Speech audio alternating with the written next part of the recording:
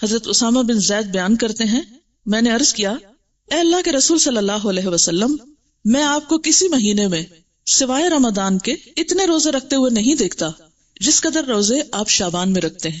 آپ نے فرمایا کہ لوگ اس رجب اور رمضان کے درمیان والے مہینے کی فضیلت سے غافل ہیں۔ لوگ رجب اور رمضان کے بیچ والے مہینے کی فضیلت سے غافل ہیں، وہ اس مہینے کی پرواہ نہیں کرتے، قدر نہیں کرتے، حالانکہ اس مہینے میں لوگوں کے اعمال اللہ کے سامنے پیش کیے جاتے ہیں، اور میری چاہت یہ ہے کہ میرے اعمال اللہ تعالیٰ کے سامنے روزہ داری کی حالت میں پیش ہوں، یعنی جب اللہ تعالیٰ کے سامنے پیش ہوں تو میں روزے کی حالت میں ہوں۔ اس حدیث کو سن کر آپ کو کیا احساس ہوا ہے، کیا خیال آیا ہے؟ ہم نے دیکھا ہوگا نا کہ جیسے کوئی شخص غلط کام کر لیتا ہے، پھر کسی کے سامنے پیش کیا جاتا ہے، مثلا آپ پرچہ دیتے ہیں، پیپر دیتے ہیں نا، تو اس میں کچھ گڑبڑ کر جاتے ہیں، کوئی سستی کرتے ہیں، غفلت کرتے ہیں، جواب صحیح نہیں لکھتے، پھر ٹیچر کے سامنے آپ کا پیپر آتا ہے، وہ کریکشن کرتی ہیں، پھر بعض اوقات آپ کو بلا لیتی ہیں اور آپ کو پوچھتی ہیں یہ آپ نے کیا، کیا ہو گیا تھا آپ کو؟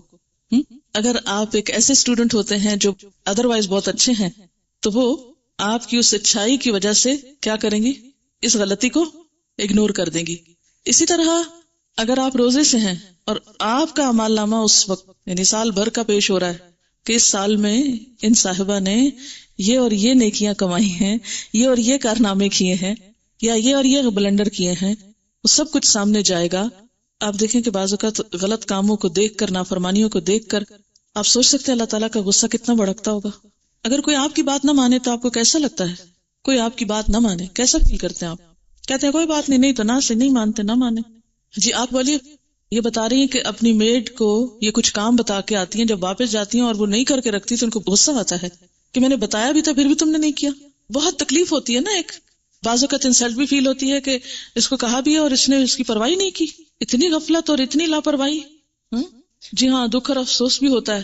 تو آپ دیکھیے کہ جب آپ کا رجسٹر، آپ کے سال بھر کے کام پچھلے شعبان سے اب تک جو آپ نے کیا وہ جو پیش ہوتا ہوگا، ویسے تو اللہ تعالیٰ روز بھی دیکھتے ہیں نا، آپ کو ہر لمحہ جانتے ہیں۔ اس کو پھر میں ایک چھوٹی سی مثال کے ذریعے بات سمجھاؤں گی۔ جیسے آپ کی ٹیچر کلاس میں روز سبق سنتی ہیں آپ کا، ان کو اندازہ ہوتا ہے کہ آپ کتنا جانتے ہیں، لیکن پیپر دیتے ہوئے آپ کو کوئی وحشت آتی ہے کہ نہیں ہوتی ہے؟ کوئی ٹینشن آپ پر ہوتی ہے؟ حالانکہ آپ روز ٹیچر کے سامنے اچھا یا برا سبق سنا رہے ہوتے ہیں، یا کام کیا نہیں کیا، لیکن وہی چیزیں دوبارہ پیپر میں آتی ہیں۔ تو ہر ایک چیز کا اپنا ایک طریقہ اور ایک کرینہ اور ایک سلیقہ ہوتا ہے نا۔ تو بالکل اسی طرح روز آپ کا اللہ تعالیٰ کی نظر میں ہونا اپنی جگہ ہے، لیکن لکھے ہوئے اعمال، تصویریں کھینچی ہوئی آپ کی البم، تو سارے کے سارے جب ایک خاص انداز میں پیش کیے جاتے ہیں کہ یہ کتاب تیار ہے، اتنا عمل زیادہ، اتنا کم ہے، اور ہم اس سے غافل ہوتے ہیں، تو اور تو کچھ نہیں کر سکتے۔ ایٹ لیسٹ اس مہینے میں حسب توفیق نیکی کے کام کریں تاکہ اعمال نامہ جب پیش ہو تو اللہ تعالیٰ ہماری غلطیوں سے درگزر فرمائے۔ اور آخرت میں تو پیش ہونا ہی ہے نا، یومئذ تعرضون لا تخفی منکم خافیہ، اس دن تم پیش کیے جاؤ گے، تمہاری کوئی چھپی ہوئی بات بھی چھپی نہ رہے گی۔ جو آج دنیا میں چھپا ہوا ہے نا، وہ وہاں چھپا نہیں رہے گا۔ اور نبی صلی اللہ علیہ وسلم اپنے اعمال نامے کے پیش کرنے کے لیے کیا پسند کرتے تھے کہ اس حال میں ہو کہ میں روزے میں ہوں۔ جی نہیں کرتا ہے، بہت غصہ آتا ہے کہ ہمارے آگے پیش کہیں گے نا کہ میں نے طریقہ بتا دیا کتاب۔ انسانوں کے سامنے تو انسان بہانہ بھی کر لیتے ہیں، نہیں ٹیچر یہ بات تھی، یہ وجہ تھی، لیکن اللہ تعالیٰ کے سامنے تو ہم کوئی بہانہ بھی نہیں کر سکتے۔ بس اللہ تعالیٰ کو کیا مطلوب ہے؟ ہمارا دل کدھر رجوع کر رہا ہے، ہماری سوچ کدھر ہے، ہمارے دل میں اس کی محبت کتنی ہے، اور ہماری ایفرٹ کیا ہے، اور ہم کتنا رجوع کرنے والے ہیں۔ اور بنیادی طور پر اللہ تعالیٰ کو آپ سے بندگی مطلوب ہے، عاجزی مطلوب ہے کہ آپ اس کے بن جائیں۔ جی ہاں، جن کے اوپر ہمارا کوئی احسان نہ ہو، اگر وہ ہماری بات نہیں بھی مانتے تو کوئی دکھ نہیں اتنا ہوتا، کہتے چلو ٹھیک ہے اس کی مرضی۔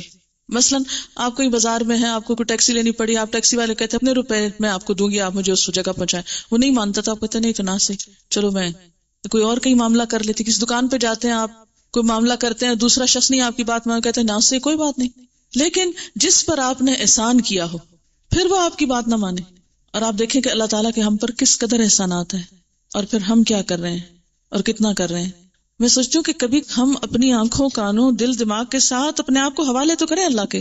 اسلمت لرب العالمین، غلطی تو ہونی ہے، اس سے نہیں بچ سکتے ہم، لیکن ایک ہے غلطی ہو جانا اور انسان ہونے کے ناطے کوتاہیاں کمیاں ہمارے اندر ہونا، اور ایک ہے غفلت، ہٹ دھرمی، لاپرواہی، بے نیازی کا رویہ اختیار کرنا، دل چاہے کوئی کام کر لیا، نہیں تو نہ صحیح.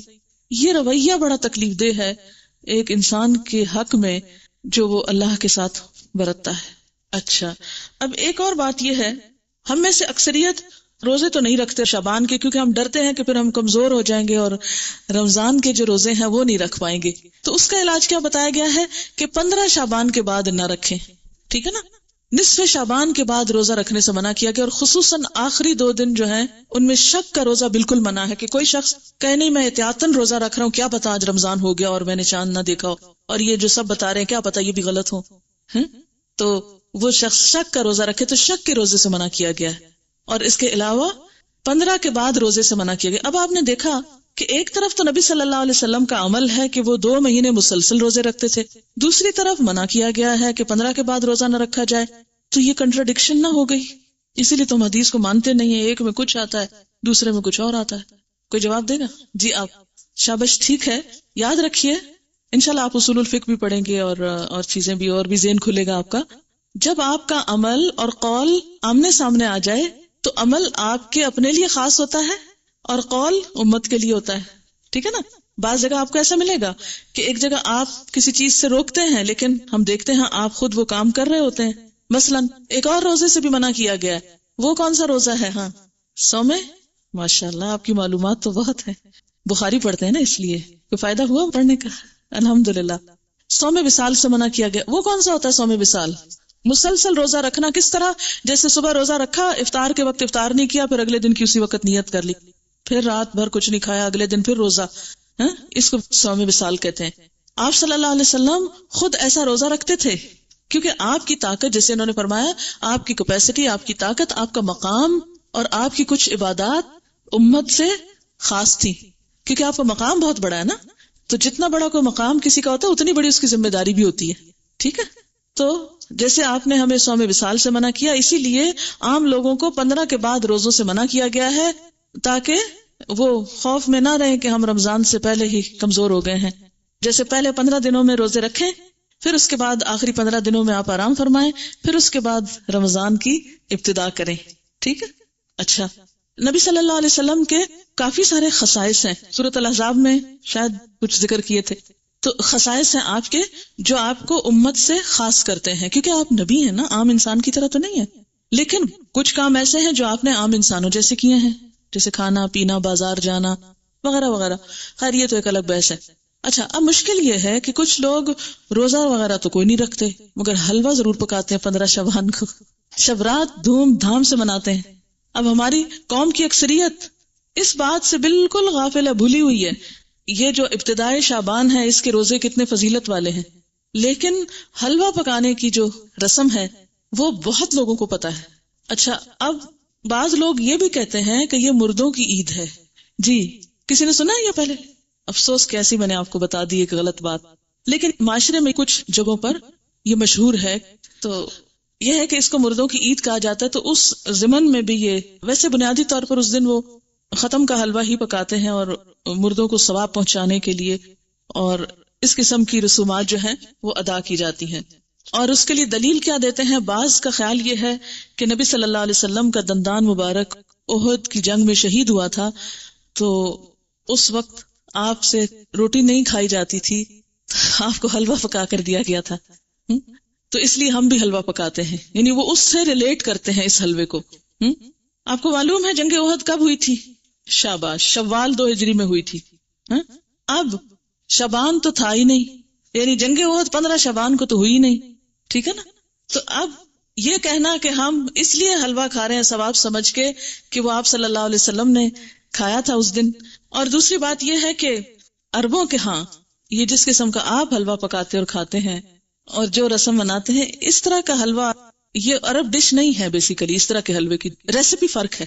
یعنی لفظ حلوہ جو ہے وہاں سویٹ کے لیے، مٹھائی کے لیے بھی استعمال ہوتا ہے اور سویٹس کے لیے بھی استعمال ہوتا ہے، اور گھر میں پکائے ہوئے حلوے کے لیے بھی ہو سکتا ہے. ٹھیک ہے، لیکن یہ جو ہم عام طور پر سوجی کا حلوہ پکاتے ہیں اور ایک خاص طرح سے رنگ وغیرہ بھی ڈال لیتے ہیں بعض اوقات اس میں، تو یہ ہمارے اپنے ذائقے ہیں اور اپنے کھانے پینے کی سلسلہ اور پوری اس کا تو آپ سوچیں بھی نہ. آپ کو معلوم ہے صحابہ کرام نے پہلی دفعہ میدے کی روٹی کب دیکھی تھی؟ نبی صلی اللہ علیہ وسلم کے زمانے میں کبھی میدے کی روٹی پکی ہی نہیں تھی، پکائی ہی نہیں گئی تھی. اور آپ خود کیا تناول فرماتے تھے؟ جو کی روٹی، ان چنے آٹے کی روٹی. آپ کس شوق میں پوریاں پکاتے ہیں پھر؟ یہ کون سی سنت ہے؟ ویسے ٹھیک ہے اپنے رواج کے لیے آپ پکائیں، مگر ایسی چیزوں کو اوائڈ ہی کریں تو بہتر ہے. تو اس لیے یہ کہنا کہ اس دن حلوہ پوری پکانا اس کی کوئی دلیل ہے یا اس کے پیچھے کوئی سنت ہے یا ثواب ہے تو نہیں، یہ پھر ایک طرح سے بدعت ہو جاتی ہے. اچھا، بعض لوگوں کا خیال یہ ہے کہ اگر کوئی شب رات سے پہلے فوت ہو جائے اور اس کے نام پر حلوہ پوری نہ پکائی جائے تو وہ شخص اس وقت تک مردوں میں ہی نہیں شامل ہوتا. پتہ نہیں کہاں رہتا ہے وہ. پھر آپ اس کے نام پہ پکا رہے ہیں، کتنا ظلم ڈھا رہے ہیں کہ اس کو مردہ ثابت کرنے لگے ہیں یا مردوں میں شامل کرنے لگے ہیں. اسے رہنے دیں کہیں جیتوں میں. پھر جی ہاں، قبروں کی لپائی ہوتی ہے باقاعدہ. یہ پچھلے سال میں ملتان میں تھی اور میں نے خود دیکھی اور کچھ تصویر وغیرہ بھی دور سے اتاری کہ جو لوگ، یعنی مجھے یاد ہی نہیں تھا کہ آج 15 شعبان ہے. تو صبح کے وقت ہم گھر سے نکلے، اتنے لوگ قبرستان میں، اتنے لوگ. میں نے کہا خیر ہو، اتنے لوگ نعوذ باللہ کوئی اندر دفن ہو رہے ہیں یا کیا ہو رہا ہے. نہیں سچ مجھے پہلے نہیں سمجھ آئی کہ اتنا کیوں اس میں رش ہے نا. پھر تھوڑا سا ہم آگے گلی، وہ ہمارے ایک رشتے دار ہیں، ان کا گھر اس طرح ہے کہ جب ان کے گھر سے نکلتے ہیں تو گلی کے دائیں بائیں قبرستان ہے، پھر باہر مین سڑک پر آ جاتے ہیں تو پھر وہاں سے بھی نظر آتا ہے. جب ہم گلی سے نکل کے مین سڑک پہ پہنچے تو وہاں ایک سبیل لگی ہوئی تھی، تو اس سے پتا چلا کہ یہ عید کی طرح کا کوئی موقع ہے. اور پھر لوگ باقاعدہ لپائی کر رہے تھے، بچے بھی اور بڑے بھی قبریں لیپ رہے تھے اور پھر کوئی پھول ڈال رہے تھے اور کوئی رات کو وہ چراغاں کر رہے تھے. اب میں یہ سوچ رہی تھی کہ اگر ساری قوم سال میں ایک دن قبرستان کی صفائی کرنے لگتی ہے یا قبرستان میں جا کے لپائی اور اس پہ لگ جائے تو آپ دیکھیں کہ باقی کام کتنے رہ جائیں نا. اور پھر ہوتا کیا ہے، جب تک وارث جیتے ہیں کوئی لپائی آ کے کر دیتا ہے، جب وہ بھی چلے جاتے ہیں تو ختم ہو جاتا ہے سلسلہ. اب قبروں کو پکا کرنا یا ان کی بار بار لپائی کرنا یہ بھی کوئی سنت نہیں ہے. قبروں کو اونچا کرنا اور ان کو بہت نمایاں کرنا اور ان کی بہت اس طرح کی کیئر کرنا جو ہے، اس کا ہمارے دین میں تصور نہیں ہے. مردوں کا احترام لازم ہے، اس کے لیے اچھی گہری قبر کھودنے کے لیے کہا گیا. کھود کے پھر اس کے سائڈ پر زمین کھود کے بغلی قبر کا بھی حکم آتا ہے.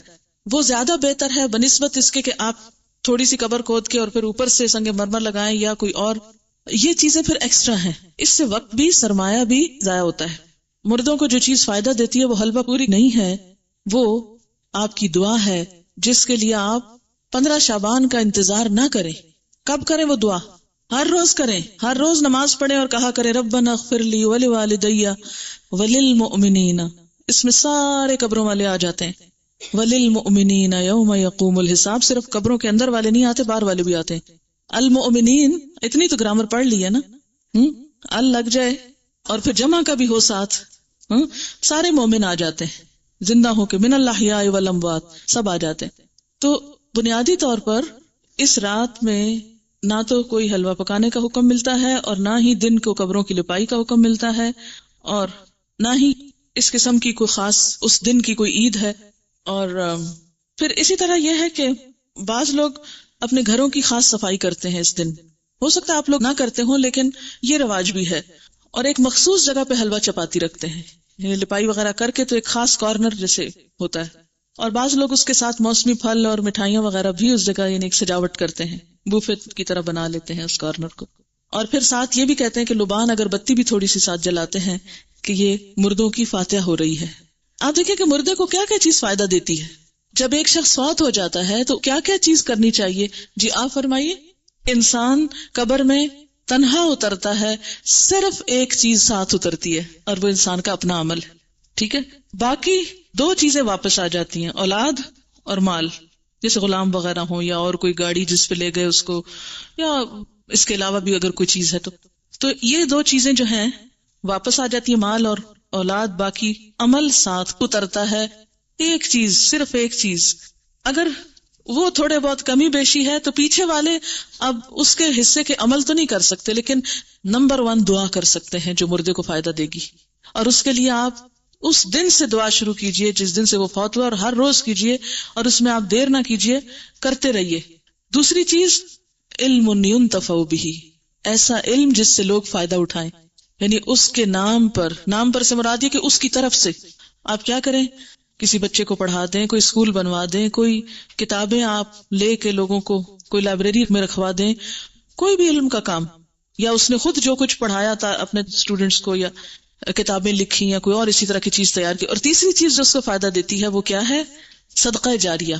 آپ اس کے لیے قربانی کریں، آپ اس کے لیے پیسے غریبوں کو دیں، مسکینوں کو کھانا کھلائیں، اس کی طرف سے صدقہ کر سکتے ہیں. ٹھیک ہے، لیکن خاص دن حلوہ پوری پکا کے، روشنی اگربتی جلا کے، اور ایک خاص سٹائل میں یہ سب کرنا جو ہے، یہ نبی صلی اللہ علیہ وسلم کی ایسی کوئی سنت نہیں ہے، اور نہ ہی ایسا دین کو مشکل بنایا گیا ہے جو ہر شخص کے بس کی بات نہ ہو. یعنی ہمارا دین ایسا نہیں کہ کچھ لوگ تو اس پر عمل کر سکے اور کچھ اس پہ عمل کے قابل ہی نہ ہو. اب ہر شخص تو حلوہ پوری پکا نہیں سکتا. مثلا میں حلوہ تو شاید پکا لوں، اگر پوری نہ پکا سکوں. آپ میں سے میرے خیال اکثریت روٹی بھی نہیں پکانا جانتی ہوگی. جب سے میں ہاسٹل میں رہ رہی ہوں تو میں نے اکثر لڑکیوں کی روٹی بنانی ٹیسٹ کی ہے، اور صحیح روٹی نہیں بنانی آتی، جو ہم میں سے ہر کوئی ہر روز کھاتا ہے. ہمارا اسٹیپل فوڈ ہے. کچی روٹی پکاتے ہیں، جلی بھی پکاتے ہیں، صحیح روٹی نہیں پکانی آتی. تو اب آپ دیکھیں کہ اگر روٹی نہیں بنانی آتی تو پوری کس کو بنانی آتی ہوگی. ٹھیک ہے نا. پھر اس کے بعد یہ ہے کہ ہر ایک کے پاس اتنے پیسے کہاں ہوتے ہیں کہ وہ حلوے کے لیے سب کچھ مہیا کر سکے. اور پھر آپ دیکھیے کہ حلوہ بھی پکانے کا صحیح طریقہ آنا چاہیے. کئی لوگ میں نے دیکھے ہیں کہ وہ کچا پکا سوجی کو کر کے اس میں یلو کلر ڈال کے، پانی ڈال کے اور کچی چینی ڈال کے حلوہ پکا کے رکھ دیتے ہیں جس سے پیٹ میں درد ہو جائے. حلوہ اس وقت اچھا پکتا ہے جب آپ کو سوجی بھوننی آتی ہو صحیح، اور وہ پیشنس مانگتا ہے، صبر. بہت ہلکی آنچ پہ کوئی کم از کم 1 گھنٹہ اگر آپ سوجی بنائیں پھر جا کر صحیح حلوہ بنتا ہے. سوجی بھوننے میں جلد بازی جو ہوتی ہے وہ کبھی بھی حلوے کو صحیح نہیں پکنے دیتی. ٹھیک، لیکن ہم ہر چیز میں انسٹنٹ فوڈ کے عادی ہو گئے، انسٹنٹ، جلدی، فوری، جس کے نتیجے میں ہم اب دوسروں کو بیمار تو نہ کریں ایسے حلوے کھلا کے. بعض اوقات دم بھی اس کا صحیح نہیں آنے دیتے، کچا ٹیسٹ آ رہا ہوتا ہے اس میں. آپ کو پتا ہے مکھڈی حلوہ جو ہوتا ہے وہ کیسے بنتا ہے؟ دیکھیں، خواتین کا دل پسند ٹاپک ہے نا، تو کیا ہوا اگر ہم اس پہ ذرا سی بات کر لیں. کیسے بنتا ہے؟ کسی کو آتا ہے؟ ہاں بتائیے. ہاں، کتنی دیر پکتا ہے؟ تھوڑا ہے. کوئی اور بتائے گا؟ اٹک کی طرف کا کون ہے آپ میں سے؟ کیونکہ اس طرف یہ مکھڈی حلوہ بنتا. ہاں بتائیں گے آپ کتنا ٹائم لگتا ہے مکھڈی حلوہ بننے میں؟ دیکھا، اب خالہ تک رہ گیا. دیکھا، آپ نے سیکھا نہیں ہے. وہ ہوتا یہ ہے کہ سوجی کو پانی یا دودھ میں بھگوتے ہیں، پھر اس کو اتنا پکاتے ہیں کہ وہ دونوں پھر الگ ہوں. یعنی دودھ تو خیر الگ نہیں ہوتا، لیکن اس کا جو گھی ہے، گھی میں پکاتے نا، تو پھر وہ گھی اور وہ بالکل الگ الگ جب ہو جائے تو پھر اس کو چھوڑتے ہیں. اور تقریباً 6 گھنٹے تو اس میں لگ ہی جاتے ہیں اگر آپ صحیح پکانا چاہتے ہیں. ویسے تو 2 منٹ میں بھی آپ گھول کے گرم کر کے رکھتے ہیں. خیر، یہ باتیں میں نے ضمن ودن بریکٹس اس لیے کی ہیں کہ آپ سب بچیاں ہیں، خواتین ہیں، گھر والوں کی صحت کا انحصار آپ پر ہے. اگر آپ کو صحیح کھانا پکانا آتا ہوگا اور صبر بھی ساتھ آتا ہو تو پھر آپ کے گھر والے صحت مند ہوں گے، اور وہ صحت مند ہوں گے تو آپ کو دین کا کام کرنے کا وقت ملے گا. تو یہ جو صحیح کھانا پکانا آنا ہے یہ بہت بڑی نعمت ہے، اور اس پر وقت لگائیں اور اس کو سیکھیں اپنے والدین اور خالہ وغیرہ سے. کیونکہ ایسا نہ ہو کہ یہ زبان تو ہماری جا ہی رہی ہے، ویسے آدھی اردو بولتے ہیں، آدھی انگریزی بولتے ہیں. اب کھانوں میں بھی ہم نے کچھ چائنا سے منگا لیے ریسیپیز، کچھ ادھر ادھر سے. اب وہ کھانے کے سٹائل بھی بدلتے جا رہے ہیں. حالانکہ بیسٹ فوڈ جو ہے الحمدللہ ہمارے اس کانٹیننٹ کا ہے کہ جو بہت اچھی طرح ویل کوکڈ اور ٹیسٹ کے حساب سے بھی اچھا ہوتا ہے. لیکن افسوس یہ کہ اب ہم آؤٹ ڈور ایٹنگ کے اتنے عادی ہو گئے ہیں کہ ہمیں گھر میں پکانا اچھا ہی نہیں لگتا نا. اور اکثر لڑکیوں کو یہ کہتے سنا گیا، آئی ہیٹ کوکنگ. دین والی کوئی لڑکی یہ زبان سے بات نہ نکالے. ٹھیک ہے، کیوں نہ نکالے؟ وجہ آپ کو پتا ہے کہ کھانا کھلانا کون سے کاموں میں سے؟ جی ہاں، تو یہ صرف غریب کو کھانا کھلانا نہیں، اپنے گھر کے غریبوں کو کھلانا جو ہے وہ بھی ایک بہت بڑی نیکی کا کام ہے. تو ہیٹ کوکنگ کہنے کی بجائے، لیکن اعتدال اس میں بھی، یہ نہیں کہ پھر آپ کچن سے نہ نکلیں. اور اس میں کہ سادہ غذا ہو لیکن ویل کوکڈ، نیوٹریشس، جس سے آپ کی صحت، آپ کے بچوں کی صحت درست رہے. اگر وہ درست رہے گی انشاءاللہ آپ کے پاس وقت زیادہ ہوگا، پھر آپ دین کا کام زیادہ اچھی طرح کر سکیں گے. ٹھیک ہے نا، یہ بات میں اپنے تجربے سے آپ کو بتا رہی ہوں. جی آپ کچھ کہنا چاہ رہی ہیں؟ جی دعا کر سکتے ہیں. اللہ تعالیٰ کے لیے کیا مشکل ہے؟ وہاں تو ہے نا اس کے پاس، جدھر چاہے ڈال دے. یمحو اللہ ما یشاء ویثبت. کیا مطلب اس آیت کا؟ یمحو اللہ ما یشاء ویثبت، مٹا دیتا ہے جس چیز کو چاہتا ہے اور باقی رکھتا ہے جس کو چاہتا ہے. اس میں جو چاہے وہ تبدیلی کر سکتا ہے. وَعِندَهُ أُمُّ الْكِتَابِ، اور اس کے پاس ہے اصل کتاب. سب کی تقدیریں اس کے ہاتھ میں ہیں، جس کو جو چاہے عطا کر دے اور جس کے حصے سے جو چاہے کراس کر دے کہ نہیں یہ اس کو نہیں دینا. اچھا جناب، پھر اس کے بعد یہ ہے کہ بعض لوگوں نے یہ بھی بات مشہور کر رکھی ہے کہ میت کی روح 40 دن گھر آتی رہتی ہے، اور مومنین کی روح جمعہ کی رات کو، شب برات کو اور عیدین کو اپنے گھروں پہ آتی ہے. یہ بات مشہور ہے کہ اس دن روحیں آتی ہیں، ایک تو جمعرات کے دن آتی ہیں اور ایک جو ہے عیدوں کو آتی ہیں اور شبرات کو آتی ہیں. حالانکہ اس کے پیچھے کوئی دلیل نہیں ہے، یہ ہمارا اپنا خیال ہے. دیکھیں وہ کس لیے آئیں گے، کیا کرنے آئیں گے، ان کا دنیا سے کوئی رشتہ، کوئی تعلق، ان کو تو کوئی انٹرسٹ ہی نہیں رہتا یہاں سے. جو نیک لوگ ہوتے ہیں وہ کہتے ہیں شکر ہے ہماری جان چھوٹی اس مصیبتوں کے گھر سے، اس قید خانے سے.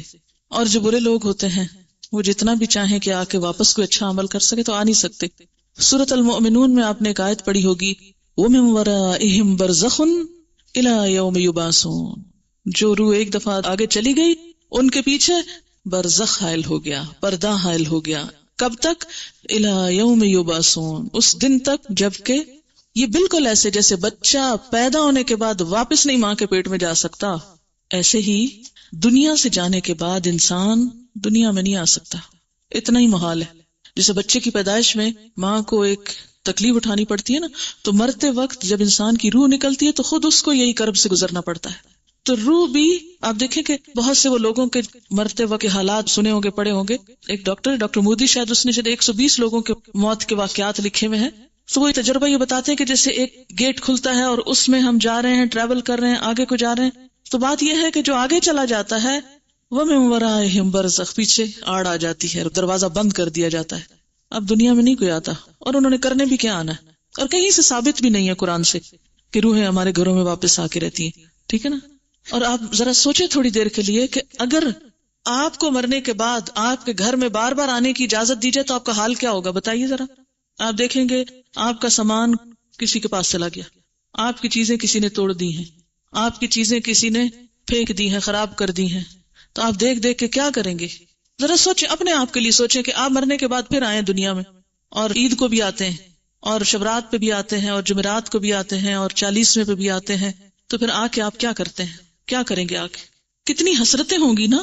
تو کیا آپ سمجھتے کہ اللہ تعالیٰ بندوں کو اس طرح حسرتوں میں مبتلا کرتا ہے کہ واپس بھیج کے، یعنی سارے تو عید کے کپڑے پہن کے کھڑے ہوں اور ہم دور کھڑے دیکھتے رہے ہیں کہ یہ عید منا رہے ہیں اور ان کو ہم بھول گئے، ہمیں یاد ہی نہیں کرتے اب یہ. اور پھر ہمارا دل چاہے گا کہ ہم کسی کو گلے ملیں، یہ جو آپس میں ہم بھی ملیں تو مل نہیں سکیں گے. اور پھر کسی کو دیکھ کے دل چاہے گا کہ اس سے بات کریں، بات ہی نہیں کر سکیں گے. تو یہ بات عقل کو بھی نہیں لگتی کہ کوئی مرنے کے بعد پھر دنیا میں آئے، اور پھر آئے بھی خاص اوکیزنز پہ جب لوگ خوشیاں منا رہے ہوں اور آپ مر کے آ کے ان کے سر پہ دیکھ رہے ہوں حسرت سے. کس قدر افسوسناک بات ہے. تو اور پھر یہ تو چلو ویسے ہم سوچ رہے ہیں نا کہ اگر ہو، اف اٹ از پاسبل، تو how does it look like. لیکن قرآن میں بھی کہیں نہیں لکھا ہوا اور حدیث میں بھی کہیں اس طرح نہیں پتا چلتا. ہاں یہ ہے کہ مردہ جب قبر میں ہوتا ہے نا تو اس کے حساب کے لیے اس کو واپس روح لوٹائی جاتی ہے، اس کو اٹھا کے بٹھایا جاتا ہے. اور وہ جو ایک کنیکشن ہے نا مردے کا قبر میں اور برزخ میں، وہ ایک خاص کنیکشن ہے. جیسے ہمارے پاس ایک ٹیلی فون ہے اور ایک کسی اور جگہ پر ہے تو وہ ایک خاص وائر کے ذریعے کنیکشن ہے. تو جسم اور روح کا ایک کمیونیکیشن کو ہو سکتا ہے آپس میں، لیکن وہ قبرستان کی حد تک ہو جائے تو ہو جائے، کیونکہ وہاں سزا جزا کا ایک کنسپٹ موجود ہے قبروں کے اندر. لیکن عام گھروں میں اور گھروں کے اندر آ کر، اور پھر یہ کہ کچھ روحیں بھٹکتی ہیں اور کچھ روحیں دوسروں کے اوپر مسلط ہو جاتی ہیں، اور یہ سب جنات ہوتے ہیں جن کو انسانی روحیں سمجھ کر وہ کیا جاتا ہے. اور بعض اوقات شیاطین دھوکہ دیتے ہیں انسانوں کو، کیونکہ بعض لوگ کہتے ہیں نا مجھے بالکل ابھی خوشبو آئی تھی اور مجھے ایسے لگا جیسے مجھے کسی نے آواز دی ہے، اور مجھے بالکل وہ تو میرے بھائی جیسا ہی تھا، کوئی مجھے ہیولا نظر آیا گھر میں، اور یہاں خانہ کعبہ میں نظر آیا فلاں، وہ تو فوت ہو چکا. یہ سب اگر آپ نے سائیکالوجی پڑھی بھی ہو تو اس میں آپ نے پڑھا ہوگا، التباس کے بارے میں پڑھا ہوگا، ہیلوسینیشن وغیرہ کے بارے میں. خیر وہ ایک اور ایکسٹریم پہ لے جاتے ہیں. لیکن بیسیکلی یہ ہے کہ جو شیاطین ہوتے ہیں، جنات ہوتے ہیں، وہ بھی بعض اوقات انسان کو دھوکہ دیتے ہیں، ایسی باتیں ان کو بھٹکانے کے لیے، بہکانے کے لیے، ان کا عقیدہ خراب کرنے کے لیے، بگاڑنے کے لیے ان کو بھول بھلائیوں میں ڈالتے ہیں، ان شکلوں میں آ جاتے ہیں. ٹھیک ہے نا. تو جو چیز قرآن سنت سے ثابت نہیں، بس اس پہ خاموشی اختیار کی جائے، نہ کہ اس کے آگے ایک نیا دین گھڑ لیا جائے اور پھر کھانے پکا لیے جائیں. اب دیکھیں مردہ خود تو وہ حلوہ کھا نہیں سکتا اور ہم اس کو خوش کرنے کے لیے حلوہ بنا رہے ہیں. اب مثلاً آپ کسی کے گھر میں جائیں اور وہ کہ ہم نے آپ کو خوش کرنے کے لیے یہ سب کچھ پکایا ہے اور کھانے نہ دیں آپ کو یا آپ کھا نہ سکیں اس کو، آپ کتنے خوش ہو کے لوٹیں گے؟ اچھا، بعض لوگ ایک مغالطہ دیتے ہیں، وہ کہتے ہیں یہ جو آتا ہے نا تنزل الملائکۃ والروح فیہا باذن ربہم من کل امر سلام، کہ لیلۃ القدر میں روح اترتا ہے، تو اب آپ بتائیں کہ اس روح سے مراد کون سا ہے؟ اگر اس روح سے مراد مرے ہوئے لوگوں کی روح ہے تو پھر ان آیتوں کے بارے میں کیا کہیں گے؟ نزل بہ الروح الامین، روح سے مراد کیا ہے قرآن پاک میں؟